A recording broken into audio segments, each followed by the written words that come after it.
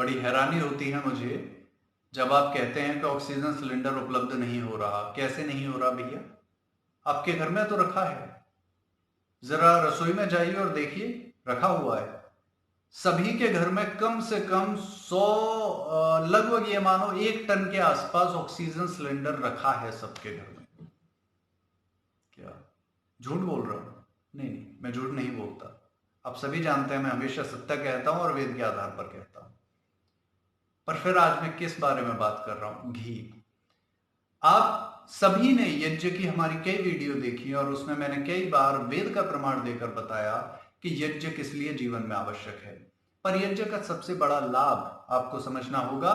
जब आम की लकड़ी और शुद्ध औषधियों को लेकर यज्ञ किया जाता है और उसमें घी से आहुति दी जाती है, तो वो जो घी है उन औषधि के साथ मिलकर टन की मात्रा में ऑक्सीजन उत्पन्न करता है। टन की मात्रा में सोचिए कितने टन ऑक्सीजन एक व्यक्ति जब यज्ञ करता है तो वो उत्पन्न कर देता है। इतनी ऑक्सीजन जिससे वो, उसका परिवार और उसका पूरा आस पड़ोस सब लोग सांस ले सकते हैं बड़े सुकून से। केवल एक व्यक्ति। कहते हैं ना, परिवार में, कुटुंब में एक व्यक्ति अच्छा निकल जाए तो वो सब की नैया पार लगा देता है। वैसा ही एक यज्ञ करता है। आप सबसे पहले देखिए मेरे शरीर में क्या क्या कमी है। देखिए, कोरोना अटैक करता है आपके फेफड़ों पर। होता क्या है, आपकी जो सांस आप लेते हैं वो फेफड़ों में भरी जाती है। उसके बाद वो फेफड़े जो है रक्त को भी शुद्ध करते हैं। अब हो क्या रहा है कि जो आपने सांस ली उसमें अच्छा बुरा जो भी वायरस या अच्छा जो भी गया वो फेफड़ों में भरा और रक्त में मिलकर पूरे शरीर में फैल गया। आपको करना क्या है? अभी तक हो क्या रहा है कि कोरोना जाकर वहां भरता है और रक्त में मिलकर पूरे शरीर में फैलता है। हमें इस कड़ी को तोड़ना है। कैसे तोड़ेंगे? हमें यज्ञ करना है। सबसे पहले देखो, मुझे वो औषधियां चाहिए जो फेफड़ों को मजबूत करें। मुझे वो औषधियां चाहिए जो मेरी बुद्धि को मजबूत करें, मेरे मन को शांत करें, क्योंकि एंजाइटी डिप्रेशन बहुत बढ़ चुका है लोगों में इस समय। मुझे वो औषधियां चाहिए जो वात रोगों को नियंत्रित करें, क्योंकि इंसोम्निया बढ़ रहा है जिससे वात बढ़ रहा है और वात की वजह से आर्थराइटिस आदि न कितनी बीमारियां बढ़ रही हैं शरीर में। मुझे इम्यूनिटी मजबूत करने की औषधियां चाहिए। ग्रुप कर लीजिए, आपके शरीर में चेक कीजिए मुझे क्या क्या बीमारी है। सारी औषधियां एक पर्चे पे लिखिए, सबको मिलाइए, चूर्ण बनाइए। उस चूर्ण से उसमें घी इतना मिलाइए जो कि उसके लड्डू बन जाए। अब उस सामग्री को लेकर शुद्ध सूखी हुई, कीड़े वगैरह ना लगे हों ऐसी आम की लकड़ी लीजिए, थोड़ा सा घी लीजिए, कपूर लीजिए थोड़ा, और बैठकर यज्ञ कीजिए। दिन में 1 बार कर लीजिए, डेली नहीं कर पा रहे हैं हफ्ते में 3 बार कर लीजिए। जब आप यज्ञ करेंगे, वह यज्ञ आपके शरीर की इम्यूनिटी को मजबूत करेगा, आपके ब्रेन को स्ट्रांग बनाएगा, मजबूत बनाएगा और आपके मन को शांत करेगा। एंजाइटी, घबराहट, डिप्रेशन इसको बंद करेगा। दस्त क्यों चल रहे हैं कोरोना में? किसी ने सवाल किया। डॉक्टर ने कहा कि आजकल दस्त वगैरह ये भी सिम्टम हैं, लूज मोशन वगैरह। बट क्यों है भैया? सीधी सी बात है।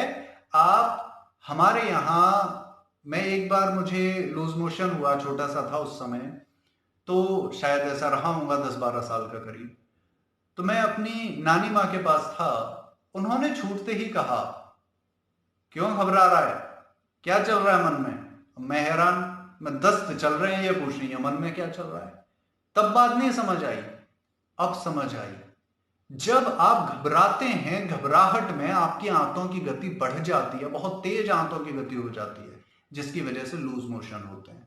दस्त या लूज मोशन ये कोरोना का सिम्टम नहीं है, समझिए। ये सिम्टम है कि आप घबरा बहुत अधिक रहे हैं। मीडिया ने और ये सभी डॉक्टरों ने इतना डरा दिया आपको। डॉक्टर सीधा कह देते हैं कोरोना हो गया, बहुत कम चांस है बचने के। अब होगा क्या? घबरा गए, घबराहट से आंतों की गति बढ़ गई, लूज मोशन हो गए। लूज मोशन से क्या हुआ? और शरीर कमजोर हो गया, कमजोरी से इम्यूनिटी और वीक हुई, और ज्यादा बीमार होके पता चला कि समस्या एंड तक पहुंच गई। करना क्या है? अब जब यज्ञ किया, मन हो गया शांत, एंजाइटी खत्म, डिप्रेशन खत्म, आंतों की गति नॉर्मल, कोई लूज मोशन नहीं, कोई कोरोना सिम्टम नहीं, हो गए जी मस्त। इम्यूनिटी आपकी मजबूत हो गई, फेफड़े आपके मजबूत हैं, रक्त, अब जब सांस ली फेफड़ों में भर गई हवा। यज्ञ के बाद जब सांस ली तो यज्ञ का धुआं फेफड़ों में भरा, फेफड़ों से रक्त में मिला, ब्लड में मिला, उसके बाद पूरे शरीर में फैल गया, शरीर के सारे ऑर्गन्स को मजबूत कर दिया। शरीर में जो भी ऑर्गन्स है सब मजबूत हो गए, सब शुद्ध हो गए, पूरा अंदर से शुद्धिकरण हो गया। ऑक्सीजन घर में भरपूर टनों की मात्रा में उपलब्ध हो गई। लाखों रुपए के सिलेंडर लेते तब इतनी ऑक्सीजन मिलती, यहां फ्री में मिल गई बैठे बैठे। इतनी ऑक्सीजन है, टेंशन फ्री, आराम से बैठे, अब ऑक्सीजन ले रहे हैं, आराम से खा रहे पी रहे हैं, चाट पकौड़े चल रहे हैं, मजे आ रहे हैं जिंदगी के। क्यों टेंशन है भैया? अरे देखा जाएगा भाई, देखो पैसा आना जाना है, सरकार मार तो नहीं देगी। एक मोदी आए या 10 मोदी आए, हमें कुछ नहीं होना, हम इतना जानते हैं। हम भारतीय, मुगलों के आक्रमण से कुछ नहीं हुआ, ब्रिटिश के आक्रमण से कुछ नहीं हुआ, एक मोदी हमारा क्या बिगाड़ लेगा भैया? हम तो ढीठ हैं, ना झुके हैं ना झुकेंगे, ना मरे हैं ना मरेंगे, सीधी सी बात है। पर सबसे पहले अपनी इस मानसिक दूरी को, ये जो कमजोरी है, इसको खत्म करना होगा, है ना? तो सबसे पहले हमें बिल्कुल फिट होना है, और वो कारक, वो कड़ी बुनना है। स्वयं आप ऑक्सीजन उत्पन्न अपने घर में करेंगे, आपका पूरा मोहल्ला, पूरा आस पड़ोस वहां स्वस्थ होगा, सबको ऑक्सीजन मिलेगी।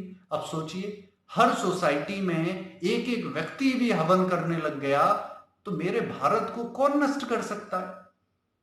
अरे ठीक है, मोदी चाहता है कि चाइना की तरह डिक्टेटरशिप आ जाए देश में, अरे किसको फर्क पड़ता है? कर लो जितना जोर लगाना है। भारत को गुलाम कोई बना पाया जो अब बना पाएंगे? हमने बेड़ियां तोड़ना सीखा है, बंधना नहीं सीखा। न गुलाम हुए हैं न गुलाम होंगे। हम यज्ञोपवीतधारी वैदिक ब्राह्मण हैं। जब ब्राह्मण कहता हूं तो जात पे मत जाइएगा, क्योंकि जाति कुछ नहीं होती, जाति होती है यहां से। हम सभी बुद्धिजीवी हैं, सभी पढ़े लिखे हैं, कोई कैसे हमें गुलाम बना लेगा?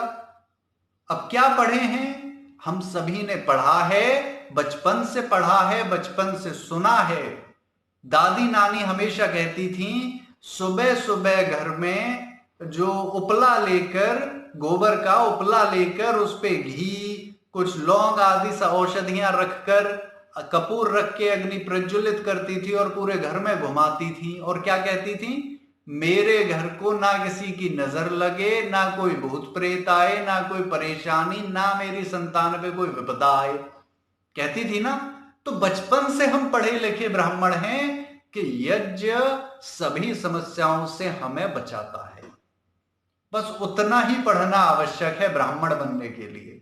तो मैं, आप, हम सब कौन हैं? हम सभी श्रेष्ठ ब्राह्मण हैं, हम सभी भारतीय हैं, वेद की ज्ञान में रत रहने वाले। आज से कसम खाइए, हम यज्ञ प्रारंभ करेंगे और एक साथ करेंगे। हमें भारत को बचाना है। इतनी ऑक्सीजन यज्ञ करके उत्पन्न कर देंगे कि किसी भी मेरे भाई और बहन को किसी ऑक्सीजन सिलेंडर की आवश्यकता ना हो। इस प्रयास में हमारा साथ दीजिए, और उम्मीद करते हैं भारत को कभी किसी तानाशाह के आगे, किसी कोरोना के आगे झुकना नहीं पड़ेगा। ओम।